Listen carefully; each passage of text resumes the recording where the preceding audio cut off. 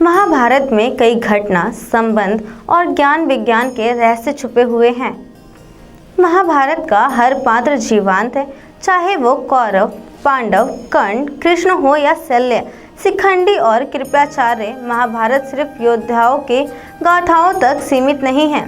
महाभारत से जुड़े शह, वचन और आशीर्वाद में भी रहस्य छुपे हुए हैं, क्योंकि महाभारत का हर एक शख्स रहस्यमय था। महाभारत एक ऐसा ग्रंथ है जिसमें भारतीय ही नहीं विश्व इतिहास का भी रहस्य छुपा हुआ है। महाभारत संबंधी अब तक जितनी भी खुदाई हुई है या उस काल का तथ्य मिला है, वे सभी मानव इतिहास के रहस्यों से पर्दा उठाते हैं।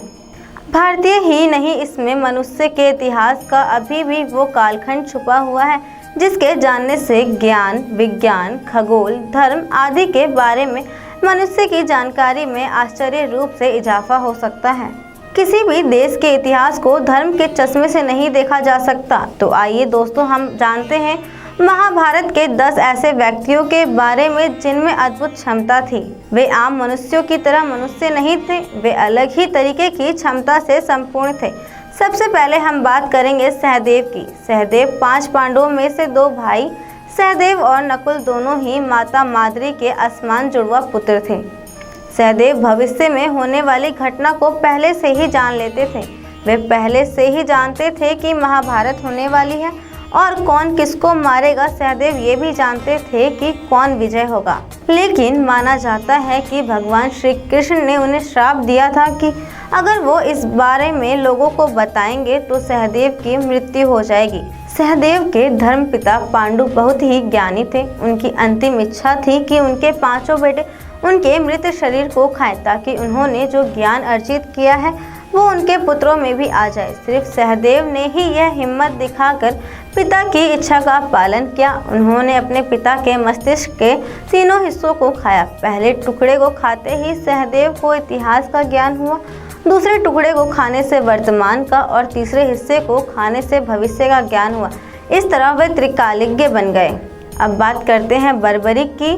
बर्बरिक दुनिया में सर्वश्रेष्ठ धनुर्धर थे और उनके लिए 3 बाण ही काफी थे, जिसके बल पर वे कौरवों और पांडवों की पूरी सेना को समाप्त कर सकते थे। युद्ध के मैदान में भीम पौत्र बर्बरिक दोनों खेमों के मध्य बिंदु एक पीपल वृक्ष के नीचे खड़े हो गए और यह घोषणा कर डाली कि मैं उस पक्ष की तरफ से लड़ूंगा जो हार रही होगी। बर्बरिक की इस घोषणा की वजह से श्री कृष्ण चिंतित हो गए, क्योंकि उन्हें यह भय सताने लगा कि अगर बर्बरिक युद्ध में शामिल हुए और कौरवों की तरफ से युद्ध किया तो पांडवों की हार सुनिश्चित है। बर्बरिक को हारे का सहारा भी कहा जाता है।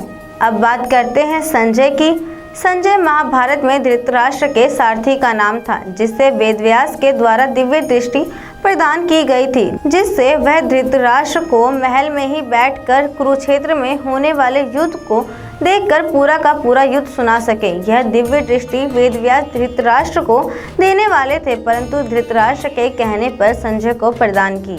अब बात करेंगे हम अश्वत्थामा की। महाभारत के अनुसार द्रोणाचार्य के पुत्र अश्वत्थामा काल, क्रोध, यम और भगवान शिव के अंशावतार थे। माना जाता है कि अश्वत्थामा आज भी जिंदा है और मध्य प्रदेश के एक किले में हर दिन शिव की पूजा करने आते हैं।